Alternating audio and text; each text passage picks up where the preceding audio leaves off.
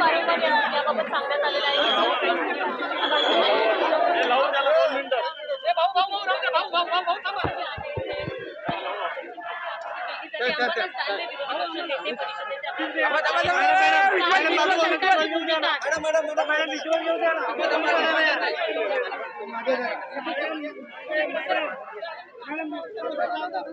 सोमवारपासून पावसाळी अधिवेशन जे आहे ते सुरू होत आहे आणि त्या अधिवेशनाच्या पूर्वसंध्येला विरोधक आक्रमक झालेले आपल्याला पाहायला मिळत आहेत.